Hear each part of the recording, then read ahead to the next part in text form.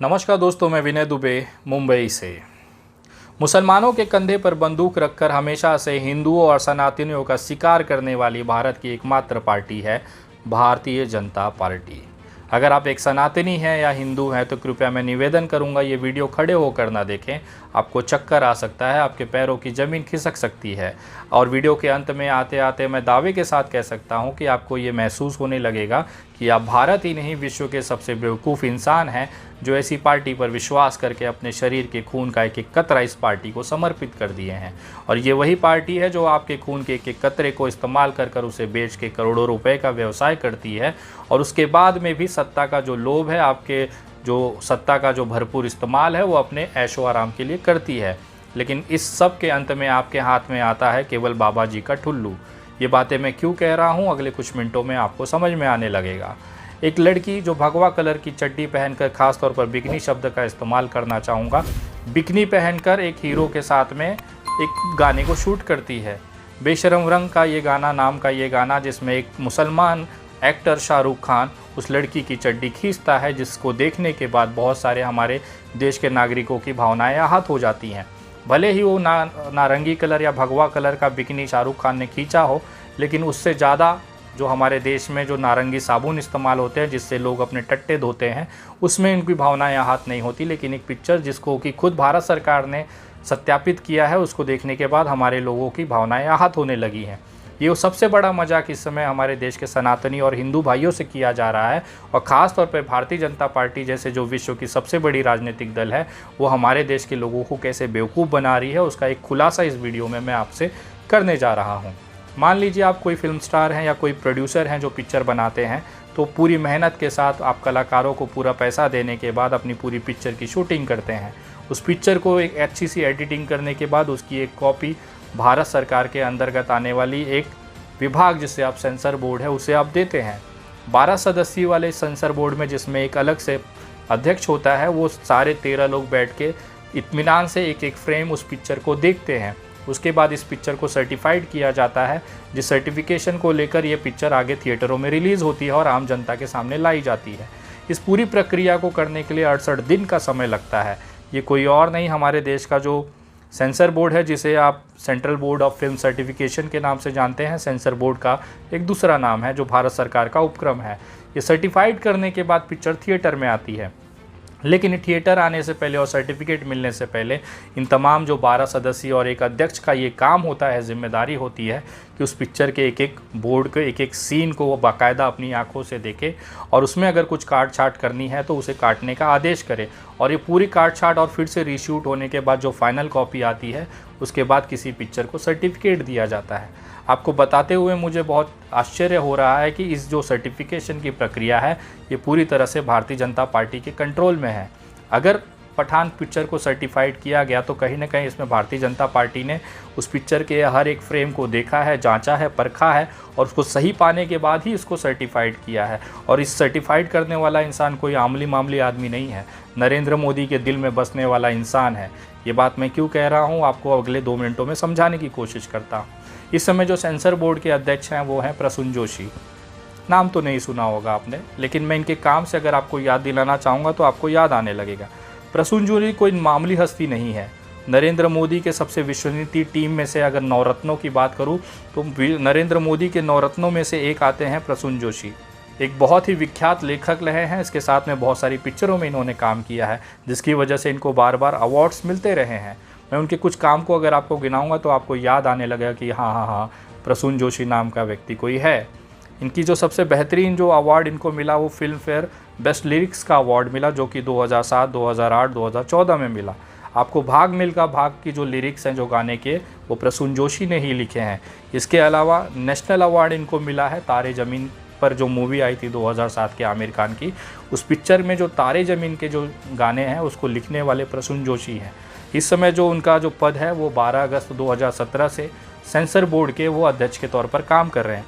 लेकिन इस sensor board के काम करने के पीछे, उनको इतना बड़ा पद मिलने के पीछे कहीं ना कहीं नरेंद्र मोदी जी का दिल जीतना भी बताया जाता है। प्रसून जोशी वो इंसान है जिन्होंने नरेंद्र मोदी को प्रधानमंत्री बनाया। अब मैं आपको ये बातें कह रहा हूँ तो आपको लगेगा कि विनय दुबे आज लगता है पी के बैठा है, लेकिन ये हकीकत है मेरे भाई। प्रसून जोशी एक बहुत बड़े ऐड कंपनी के मालिक हैं, जिन्होंने कोका कोला से लेके लॉरियल और बहुत बड़े बड़े ब्रांड्स के लिए इन्होंने एड्स बनाई हैं। जब 2014 में मोदी जी का एक शुरुआत कॉल था, उस समय मोदी जी ने खास तौर पर प्रसून जोशी को अपने भारतीय जनता पार्टी के लिए काम करने के लिए बुलाया था और उनका जो एडवर्टाइजिंग का जो पैकेज था वो करीबन 400 करोड़ का था। ये बातें मैं नहीं कह रहा हूँ, दैनिक भास्कर में 9 साल पुरानी खबर को मैंने जब टटोला तो मुझे समझ में आया कि ये खबर सही है। जब इसकी खबर को मैंने पढ़ने की कोशिश की तो इसमें आपके स्क्रीन पे दिखाई दे रहा होगा, इसमें लिखा हुआ है कि प्रसून जोशी लिखेंगे बीजेपी के लिए गीत। और जो एड एजेंसी है मैक्कन वर्ल्ड ग्रुप के मुखिया हैं, बताया जा रहा है कि व्यक्तिगत स्तर पर बतौर गीतकार बीजेपी के लिए एड कैंपेन में शामिल होंगे और बीजेपी के लिए एक गीत लिखेंगे। और ये गीत आज आपके ज़ुबान पर चढ़ी हुई है। मैं उस गीत की अगर आपको कुछ लाइनें सुनाऊंगा तो आपको प्रसून जोशी की जो हैसियत है, जो ताकत है, वो आपको समझ में आ जाएगी। 2014 में जब ये नरेंद्र मोदी जी को प्रधानमंत्री के तौर पर इस देश में प्रदर्शित किया गया था, तो एक गाना जो नेशनल एक जो बीजेपी का जो इलेक्शन एंथम था वो बहुत चर्चित हुआ था। नरेंद्र मोदी जी के मुंह से आपने बहुत बार सुना होगा, मैं देश नहीं मिटने दूंगा, मैं देश नहीं बिकने दूंगा। ये जो गाना था या जो बीजेपी का एंथम था, ये प्रसून जोशी ने ही लिखा था 2014 में। और 2014 के बाद जब नरेंद्र मोदी जी सरकार में आए तो उसका जो एक बोलते हैं ना कि आपने मेरे लिए मेहनत की तो मैं भी आपको कुछ देना चाहता हूँ, इसके लिए उन्होंने प्रसून जोशी को पद्मश्री की तरफ से नामांकित कर दिया। इतना सब कुछ प्रसून जोशी ने नरेंद्र मोदी के लिए किया कि 2000 एक बढ़िया सा गाना लिखा, लगातार उनके लिए काम करते रहे। इसके बदले में मोदी जी ने भी उनको दिल खोलकर सम्मानित किया, यहाँ तक कि देश के सबसे प्रतिष्ठित अवार्ड पद्मश्री के साथ उनको सम्मानित किया गया। लेकिन ये यात्रा यही नहीं रुकने वाली थी। इस यात्रा को आगे बढ़ाते हुए 2017 में प्रसून जोशी को सेंसर बोर्ड का अध्यक्ष बना दिया गया। लेकिन भारतीय जनता पार्टी के नरेंद्र मोदी के दिल में बसने वाले प्रसून जोशी, जिन्होंने पठान पिक्चर पूरी देखी, क्या इनको नहीं लग रहा था कि भगवा कलर का बिकनी पहने हुए दीपिका पादुकोण की चड्डी खींचने वाले शाहरुख खान से किसी हिंदुत्व भाई, सनातनी भाई की भावनाएं आहत हो सकती हैं? इसमें सेंसर बोर्ड की गलती नहीं दिखाई दे रही है, लेकिन गलती केवल शाहरुख खान की दिखाई देगी, क्योंकि हमारे दिल में जो नफ़रत मुसलमानों के प्रति भरी गई है उसका ये असर है। बिकनी तो दीपिका पादुकोण ने पहना था, तो विरोध दीपिका का तो हो ही नहीं रहा है विरोध। यहाँ शाहरुख खान क्योंकि एक मुसलमान है, इसकी वजह से उनका विरोध किया जा रहा है। ये कहीं ना कहीं एक तथ्य है, लेकिन इसकी भी अभी भी प्रसून जोशी तो केवल एक चेहरा है। असली खेला, असली जो मास्टरमाइंड है वो नरेंद्र मोदी भी नहीं है। अब मैं आपको सामने जो खुलासा करने जा रहा हूँ वो सुनने के बाद शायद आप बोलेंगे कि हाँ, अब पूरा खेल मुझे समझ में आने लगा है। ये जो सेंसर बोर्ड है ये पूरा काम करता है भारत के एक मंत्रालय के अंडर में। इस मंत्रालय का नाम है सूचना और प्रसारण मंत्रालय। जी हाँ, ये सूचना और प्रसारण मंत्रालय वही मंत्रालय है जिसके कैबिनेट मिनिस्टर हैं ये भाई साहब। जी हाँ, देश के गद्दारों को, जी अनुराग ठाकुर।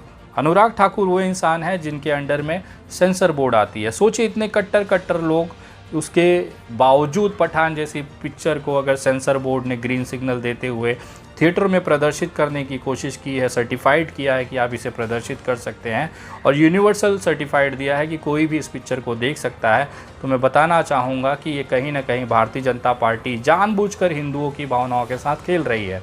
जब प्रसून जोशी जैसा आदमी, जो कि नरेंद्र मोदी के 9 रत्नों से है, वो इस पिक्चर की हर एक सीन को देखने के बाद सर्टिफाइड करता है, एक अध्यक्ष के होने के नाते उनके सर्टिफिकेट पे साइन करता है, तो कहीं ना कहीं ये चीज़ दिखाता है कि भारतीय जनता पार्टी ये चाहती थी कि इस तरह का विवाद इस देश में तैयार हो ताकि इसका पूरा फ़ायदा शाहरुख खान को मिले। ये बातें मैं क्यों कह रहा हूँ, क्योंकि इस समय आपको अगर इसकी बुकिंग्स और इसकी आपको अगर जानकारी होगी बिज़नेस की, तो मैं बताना चाहूँगा कि अगले 2 दिन प्रदर्शित होने के 2 दिन के अंदर 100 करोड़ का बिज़नेस ये पिक्चर अभी से बुकिंग करवा चुकी है। इसके ओवरसीज़ राइट्स जब बेचे जाएंगे, विदेशों में जब इसे बेचा जाएगा, ऑनलाइन प्लेटफॉर्म पे बेचा जाएगा, तो कम से कम 1000 करोड़ का बिज़नेस ये पिक्चर करेगी। लेकिन इसके लिए ज़रूरी था एक विवाद, और ये विवाद को मौका दिया है सेंसर बोर्ड के प्रसून जोशी ने, और उसका कहीं ना कहीं बैकअप दे रहे हैं अनुराग ठाकुर। सोचिए, अनुराग ठाकुर जैसा इंसान जिन्होंने दिल्ली के मंच से देश के गद्दारों को गोली मारने का नारा दिया, उसके बाद प्रसून जोशी जो खुद नरेंद्र मोदी के 9 रत्नों में से आते हैं, उन्होंने जानबूझकर इस पठान पिक्चर को सर्टिफाइड कर थिएटर में रिलीज़ होने के लिए छूट दी ताकि देश के जो सनातन भाई हैं, हिंदू भाई हैं, उनकी भावनाएं आहत हो। मैं पूछना चाहता हूं कि इसमें पठान मूवी के डायरेक्टर्स और उसकी पूरी टीम की क्या गलती है? क्या प्रसून जोशी ने अपना कार्य ठीक से नहीं किया? क्या ये सर्टिफाइड करते समय दीपिका पादुकोण का जो ड्रेस था उसको नज़रअंदाज किया गया? मेरे सनातनी भाइयों के दिल में मुसलमानों के प्रति जो नफ़रत है उसे भरने के लिए इस पिक्चर को हरी झंडी दी गई थी। देश अभी भी देख रहा है किस तरह से अनुराग ठाकुर के नेतृत्व वाली सेंसर बोर्ड किस तरह से देश में जो सनातन भाई हैं उनके दिलों में मुसलमानों के प्रति नफ़रत भरने के लिए कोई कसर नहीं छोड़ रही है। यहाँ तक कि इतना सेंसिटिव मामला जिसको खुद मध्य प्रदेश के गृह मंत्री नरोत्तम मिश्रा जी ने ये कहा है कि दीपिका पादुकोण का जो ड्रेस है वो विवादित है, वो हमारी हिंदू सनातनी भाइयों को ठेस पहुंचाती है। तो क्या प्रसून जोशी जो कि सेंसर बोर्ड के अध्यक्ष हैं और उसके साथ में 12 लोग जिसमें विवेक अग्निहोत्री, जी हाँ, द कश्मीर फाइल्स के जो डायरेक्टर हैं विवेक अग्निहोत्री, इसके साथ में विद्या बालन, ऐसे लोग इस सेंसर बोर्ड के सदस्य हैं जिन्होंने इस पूरी पिक्चर की स्क्रीनिंग की, इस पूरी पिक्चर को देखी, उसके बाद सर्टिफाइड किया कि ये पिक्चर जनता के लिए थिएटरों में दिखाई जा सकती है। तो कहीं ना कहीं ये कोई षड्यंत्र तो नहीं है देश का जो असली माहौल है उसे ख़राब करने के लिए। ये बहुत बड़ी सच्चाई है जिसे आप नकार नहीं सकते। मैं उन तमाम सनातनी और हिंदू भाइयों से पूछना चाहता हूँ कि आप अभी भी उस भारतीय जनता पार्टी के लोगों पर विश्वास करते हैं, पार्टी पे विश्वास करते हैं जो आपकी भावनाओं को आहत करने का कोई मौका नहीं छोड़ती। इसलिए मैं हमेशा से इस पार्टी का विरोध करता आया हूँ क्योंकि इन्होंने हमेशा से मुसलमानों के कंधे पर बंदूक रखकर सनातन और हिंदू भाइयों का शिकार किया है और इस बार पठान मूवी में भी वो यही कह रहे हैं। ये जो विवाद है ये कहीं ना कहीं पठान मूवी को एक बहुत बड़े बिजनेस और एक अर्निंग की तरफ ले जा रही है क्योंकि इसकी चर्चा वहाँ पर भी आप लोगों ने करा दी मेहनत करके जहाँ पर पठान मूवी में कोई इंटरेस्ट नहीं ले रहा था, लेकिन केवल आपके बाइकॉट और आपके आंदोलन की वजह से आज ये विषय पूरे विश्व में गया।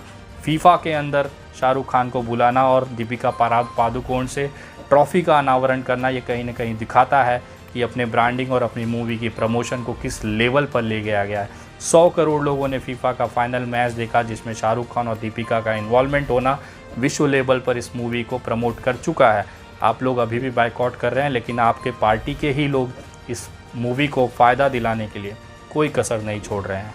मेरे तमाम सनातनी और हिंदू भाइयों से निवेदन करूंगा कि अपने अंदर झांक कर देखिए कि जिस लोगों के लिए आप खून का एक एक कतरा बहा रहे हैं वो आप ही के खून के बहाए हुए कतरे से पैसा कमा रहे हैं। मेरा काम है आईना दिखाना, समझना ना समझना आपकी मर्ज़ी है। अगर आप ये वीडियो मेरी YouTube पे देख रहे हैं तो मैं निवेदन करूंगा कि YouTube पे बहुत सारे ऐसे लोग हैं जो वीडियो तो देखते हैं लेकिन सब्सक्राइब नहीं करते हैं।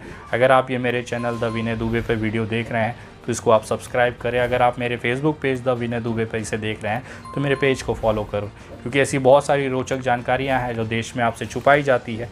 मेरा कोशिश होता है कि वो तथ्य, वो जानकारी सबूत के साथ आप लोगों तक पहुँचाना ताकि आप लोगों की आँखें खुल सके।